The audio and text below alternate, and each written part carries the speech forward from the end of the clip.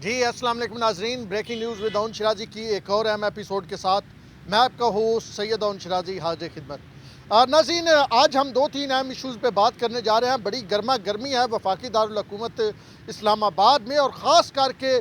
Broad sheet کا معاملہ جب سے آیا ہے اس کے بعد تو یہ سیاسی گرما گرمی اور اقتدار کے وانوں کی گرما گرمی، پارلیمنٹ کی گرما گرمی بڑھ گئی ہے۔ ایک تو ہم بات کریں گے پی ڈی ایم کے جو کل احتجاج ہونے جا رہا ہے الیکشن کمیشن کے سامنے، اس حوالے سے حکومت نے کیا اسٹریٹجی بنائی، اور دوسرا براڈ شیٹ پہ ہم بات کریں گے۔ وزیر اعظم نے بڑا اعلان کیا ہے کہ اس کی پوری طرح تحقیقات کی جائیں گی۔ اس کی تحقیقات کی جائیں گی تو پھر کچھ حاضر سروس جنرلز، کچھ ریٹائرڈ جنرلز، ان کے نام بھی جو موسوی ہیں انہوں نے لیے ہیں، جو براڈ شیٹ کے ہیڈ ہیں،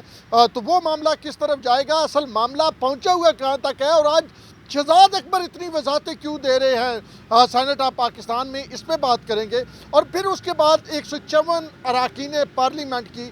جو ہے وہ ممبرشپ معطل کر دی ہے الیکشن کمیشن نے۔ ایک طرف تو الیکشن کمیشن اتنا تیز ہوا ہے کہ آپ سالانہ گوشوارے جمع نہ کروائیں تو وہ معطل ہو جاتی ہے۔ دوسری جانب 6 سال سے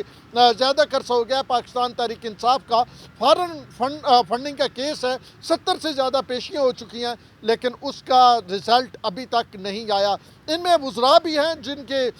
جو ہے وہ معطل کی گئی ہے ممبرشپ، وہ بھی ہم آپ کو ڈیٹیل دیں گے۔ پہلے آتے ہیں پی ڈی ایم کی جانب۔ پی ڈی ایم کل ایک بڑا جو ہے وہ سیاسی اکٹھ کرنے جا رہی ہے الیکشن کمیشن آف پاکستان کے سامنے، اور اس میں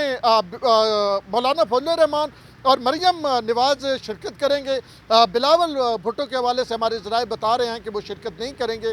جب یہ سوال مولانا فضل الرحمان سے پوچھا گیا تو ان کا کہنا تھا کہ کسی کو ہم نے پابند نہیں کیا ہے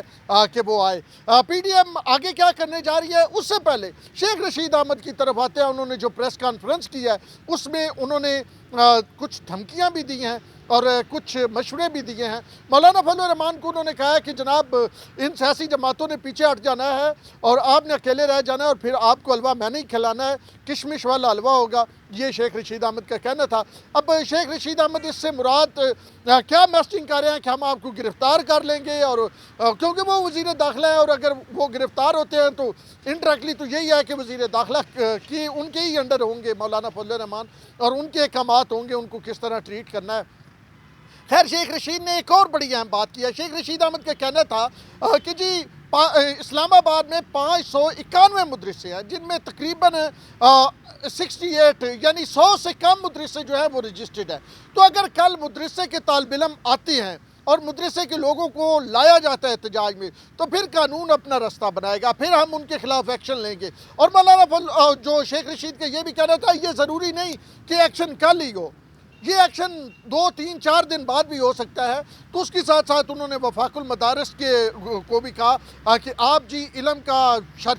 اسلام کا مینار ہیں، تو میں کہوں گا کہ ان طالب علموں کو اس سیاسی ریلی میں نہ آنے دیا جائے۔ شیخ رشید احمد کا یہ بھی کہنا تھا کہ ہم کسی طور پہ بھی وزیر اعظم سے جب میری ملاقات ہوئی ہے تو وزیر اعظم کو میں نے یہ کہا کہ پی ایم صاحب ہم ان کو آنے دیں گے، اور اگر کوئی قانون کو ہاتھ میں لے گا تو پھر جفا کرو گے جفا کریں گے، وفا کرو گے وفا کریں گے، جیسا تم کرو گے ایسا ہم کریں گے۔ اس طرح کے شعر جو ہیں شیخ رشید احمد پڑھ رہے تھے۔ ویسے شیخ رشید احمد کو وہ موقع بھی یاد ہونا چاہیے جب شیخ رشید احمد ایک سٹیج سے یعنی کنٹینر سے یہ نعرے لگاتے تھے کہ جلا دیں گے، اڑا دیں گے، پاکستان کو آگ لگا دیں گے۔ تو آج میرے لیے بھی بڑا حیرت کا مقام تھا جب انہی شیخ رشید احمد کو بطور وزیر داخلہ یہ کہتے ہوئے میں سن رہا تھا کہ ریاستی اداروں پہ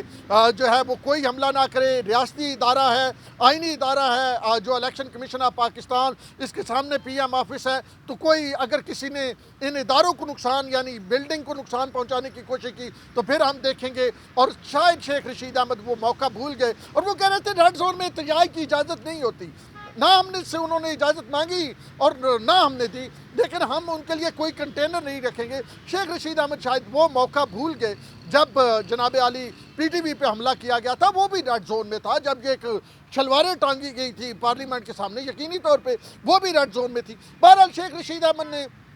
یہ واضح طور پہ کہا کہ ہم پھر چھوڑیں گے کسی کو نہیں، پھر ہم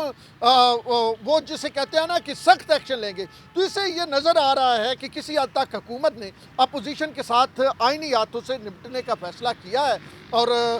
یہ واضح ہے کہ اگر الیکشن کمیشن کے علاوہ کہیں پہ کوئی 19-20 کی گئی تو لوگوں کو گرفتار کیا جائے گا۔ ہاں 1800 سے زائد پولیس اہلکار جو ہیں ابتدائی طور پہ اس کے لیے لگائے گئے ہیں، اور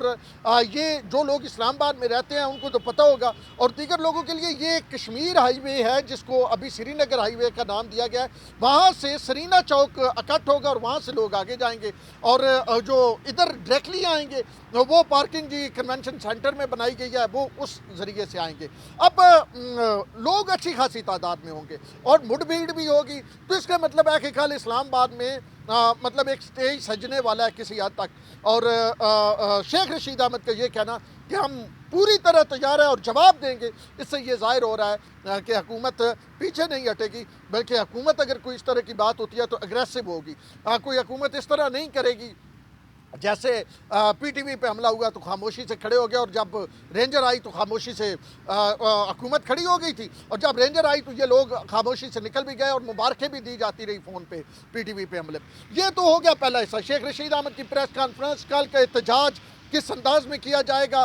کون کون تقریر کرے گا۔ اب دوسری حصے کی طرف آتے ہیں، وہ ہے براڈ شیٹ کا معاملہ۔ براڈ شیٹ ہر گزرتے دن کے ساتھ جیسے جیسے اس کی طے اتر رہی ہے، نئی طے آ رہی ہے تو نئے انکشافات ہو رہے ہیں۔ براڈ شیٹ کے جو سربراہ ہیں موسوی، انہوں نے جناب پاکستانی جرنیلوں کے نام لیے، انہوں نے کوئی جنرل ملک ہے، کچھ لوگ مالک بھی کہتے ہیں، جنرل ملک کی بات کی کہ جی انہوں نے کٹ کی بات کی کہ ہمیں آپ کتنے حصہ دیں گے، اور میں ان سے ناراض ہو گیا، اور پھر انہوں نے وہ عمران علی سابق کیپٹن ہیں، وہ ریٹائرڈ کیپٹن عمران علی کے بارے میں انہوں نے بتایا کہ جی کس طرح انہوں نے ملاقاتیں کی۔ پی ایم عمران خان سے عمران علی کی ملاقات ہوئی، اسد عمر سے ہوئی، شہزاد اکبر سے ہوئی، نیب والوں سے ہوئی، فوجی حکام سے، اس وقت مختار تھے D G I S I, اور جو deputy D G I S I تھے فیض حمید جو ابھی ڈی جی آئی ایس آئی ہیں، تو وہ پورا ایک پلندہ جو سامنے آیا۔ پھر وزیر اعظم عمران خان نے اپنے جو بول کو انٹرویو دیا، اس میں کہا کہ ہم اس کی تحقیقات کروائیں گے، وہ معاملہ آگے بڑھا۔ لیکن اب سب سے بڑی بات کہ آج جو اجلاس ہوا ہے اس میں براڈ شیٹ کی مکمل تحقیقات کی بات کی گئی ہے۔ اب بہت سارے لوگوں کے نام آئیں گے، اگر براڈ شیٹ کی مکمل تحقیقات کی جاتی ہے تو پھر سویلین کے نام تو آئے گے ہی آئیں گے، اس کے ساتھ ساتھ کچھ جو ہیں فوجی افسران کے بھی نام آئیں گے۔ یہ معاملہ کس حد تک جاتا ہے، عمران خان کتنی اس کی تحقیقات کروا پاتے ہیں، یہ معاملہ سب سے زیادہ امپارٹنٹ ہے اگلے آنے والے دنوں میں۔ براڈ شیٹ میں ایک یہ بتا دوں 2000 میں مشرف صاحب نے معاہدہ کیا تھا کہ آپ لوگوں کے ہمیں ایسٹ ریکور کر کے دیں، بتائیں کہاں کہاں کتنے پیسے ہیں۔ پھر 2003 میں معاہدہ ختم کیا گیا، 2008 میں اس کی پیسے دیے گئے، اور 2009 میں پتہ چلا کہ جس کو وہ پیسے دیے گئے یعنی افزانے کے طور پہ کہ آپ کا اتنا کام بنتا تھا، اور وہ عدالت سے آرڈر لے آئے، جس کو وہ پیسے دیے گئے 2009 میں پتہ چلا غلط کمپنی کو دیے گئے۔ پھر 2016 میں کیس ہوتا ہے اور یہ معاملہ چلا جاتا ہے، اور پھر اب ان کو پیسے ملتے ہیں اور ٹھیک ٹھاک تگڑی اماؤنٹ ملتی ہے۔ ابتدائی طور پہ جو پاکستانی کئی اربوں جو ہے وہ پیسے بنتے ہیں وہ جناب ملتی ہے، اور اب پھر یہ کہا گیا کہ آپ کو دوبارہ کنٹریکٹ دیں گے اور اس میں ہمارا حصہ کیا ہوگا، وہ کٹ کی بات کی گئی جس کا موسوی نے بھی کہا۔ تو یہ معاملہ آنے والے دنوں میں بڑا امپورٹنٹ شکل اختیار کر سکتا ہے، نہیں کر چکا ہے، اور اس حوالے سے آپ حکومت کی ذرا دیکھیں۔ پہلے عمران خان نے کہا کہ جی وہ $1 ارب وہ ہمیں پتہ چلا سعودی عرب سے سنگاپور آیا، اور پھر جب موسوی پیچھے ہٹا تو وہ جی سارا معاملہ ہی ہٹ گیا۔ وزیر اعظم نے کہا میں نے کہیں سے سنا تھا۔ اب وزیر اعظم سنی سنائی بات پہ اس طرح کہہ دیتے ہیں، اور وہ بھی جنہوں نے کہا تھا کٹ والا، انہوں نے بھی کہا تھا نواز شریف کے پیسے مطلب ریکور کروائیں تو پاکستان کو دے، تو اس میں سے آپ کو حصہ 25% ملے گا، اس میں ہمارا بھی کٹ ہوگا۔ تو اب یہ معاملہ جو ہے وہ سنگین ترین ہوتا جا رہا ہے۔ اب اس میں پاکستان کے وزراء، پاکستان کے سیاستدان، پاکستان کی ملٹری اسٹیبلشمنٹ، بہت سارے لوگ جو ہیں وہ کسی نہ کسی طرح انوالو ہوتے جا رہے ہیں۔ تو آج اس کی اہمیت یہ دیکھیں، آج شہزاد اکبر نے پورا خطاب ہی سینٹ میں اس پہ کیا، وہ وضاحت کر رہے تھے۔ اچھا انہوں نے یہ بتایا کہ نیب کی کسٹڈی میں لوگ مرے ہیں، ایک 2004 میں مرا ہے، ایک 2014 میں مرا ہے، لیکن ان کا کہنا تھا اب یہ معاملہ اٹھا کے لانا یہ تو بڑی میری سمجھ سے بالا تر ہے، اس معاملے کو اب کیوں آواز دی جا رہی ہے۔ خیر بھائی اب معاملہ اٹھ گیا ہے، اور معاملہ آنے والے دنوں میں مزید مسائل پیدا کرے گا اور ٹھیک ٹھاک مسائل پیدا کرے گا۔ اب شہزاد اکبر پچھلی یوزل اس حکومت کا جو کام ہے پچھلی حکومتوں پہ ڈالے ہیں، فلانے نے یہ کیا، اس نے پیسے دیے، نواز شریف کے دور میں یہ ہوا، فلانے کے دور میں یہ ڈاکومنٹ ہے، لیکن واضح طور پہ موسوی کے جو 13 صفحوں کا وہ خط ہے جس میں عمران علی کا حوالہ ہے اور پھر وہ ساری چیزیں ہیں، وہ مطلب آپ سب کے سامنے آپ سامنے پڑھ چکے ہیں۔ میں اس کی ایک ایک چیز کو وضاحت کروں گا تو پھر لمبی بات ہو جائے گی۔ تو بہرحال موسوی کا جو خط جس میں اس نے نام لیے ریٹائرڈ حاضر سروس لوگوں کے، پھر سیاستدانوں کے، پھر عمران خان صاحب کے، وہ ایک آنے والے دنوں میں یہ عمران خان نے بھی آج کہا ہے کہ یہ کوئی NRO کائنڈ آف تھنگ ہے، اور جو ہیں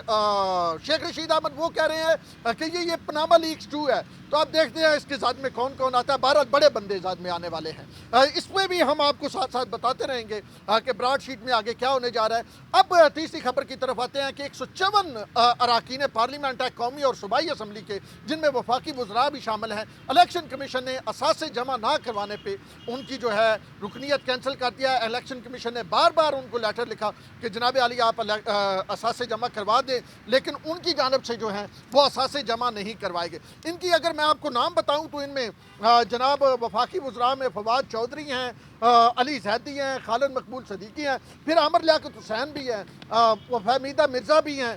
3 سینیٹر ہیں جن میں مصدق ملک، کامران مائیکل اور شمیم آفریدی ہیں۔ ان کی رکنیت معطل کی گئی ہے۔